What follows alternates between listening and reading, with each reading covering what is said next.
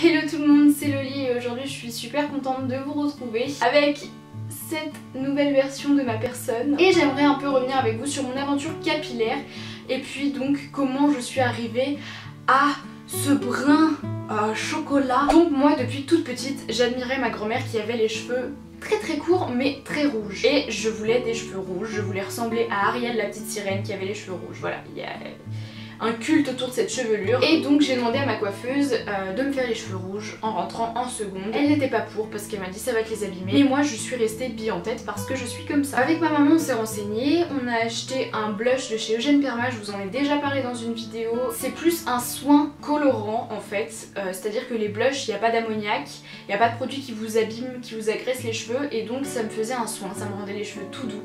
Et un beau rouge, un bordeaux on va dire, et c'était vraiment la couleur que je voulais sur le moment, même si j'aurais aimé que ce soit un peu plus flashouille. Mais ça revenait quand même à un certain budget, donc j'ai voulu retourner à ma couleur normale en faisant un noir corbeau.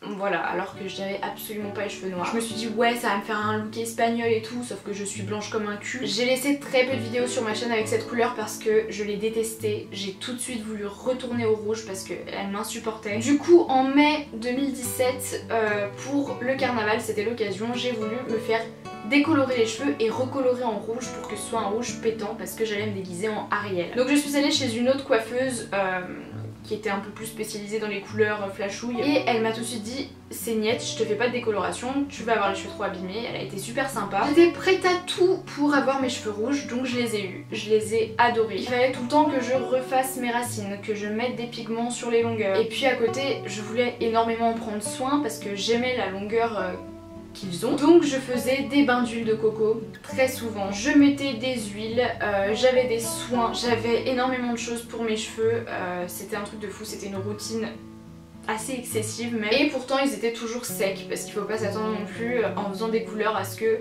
les cheveux soient hyper bien nourris et tout ça. Et puis je me suis dit il faut que j'arrête, ça m'abîmait les cheveux, un truc de fou. Ce que j'aimerais c'est avoir les cheveux encore plus longs que ça et en continuant à faire des couleurs c'était pas possible. Donc je suis passée au brun. Donc je vais maintenant passer au comment j'ai fait pour passer à ma couleur naturelle en ayant les cheveux rouges et sans trop les abîmer. Donc à savoir que pendant plus d'un mois et demi j'ai laissé ma couleur dégorger, c'est-à-dire que j'avais les cheveux orangés. Donc la vendeuse m'a dit si tu veux repasser sur un brun qui ressemble un peu à ta couleur naturelle, tu peux pas faire tout de suite un brun chocolat, le chocolat tire vers les tons chauds et avec le orange de dessous ça fera plus un cuivré, très cuivré, presque roux. La couleur opposée au rouge ce serait plutôt le bleu, donc on va faire un blond plutôt cendré. Donc elle m'a conseillé la gamme Colestone Perfect de chez Vela dans les dark browns et c'est la couleur 671.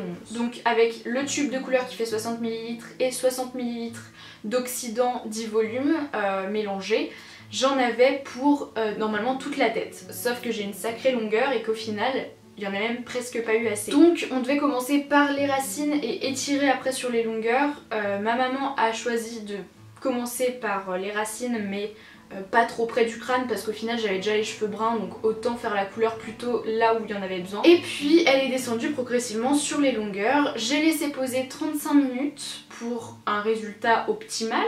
On a fait 2 shampoings fixateurs, je sais plus comment ça s'appelle, mais ça referme en fait l'écaille de vos cheveux pour pas qu'ils restent trop abîmés par la couleur. Donc voilà ce que ça donnait juste après le séchage. Là on est à J+2, j'ai pris ma douche une fois, donc on revoit des tons rouges encore un peu, je pense que vous pouvez le voir à la caméra. Donc voilà, dites-moi en commentaire ce que vous en pensez tout simplement. N'hésitez pas aussi à me faire part de votre expérience capillaire, si elle est un peu foireuse, si vous voulez retrouver votre couleur naturelle ou si au contraire vous voulez vivre votre vie en tant que personne aux cheveux colorés et que tant pis si ça vous nique les cheveux. C'est un choix comme un autre, je l'ai fait pendant un an. Sur ces belles paroles, moi je vous laisse, je vous dis à la semaine prochaine et je vous fais de très gros bisous. Ciao!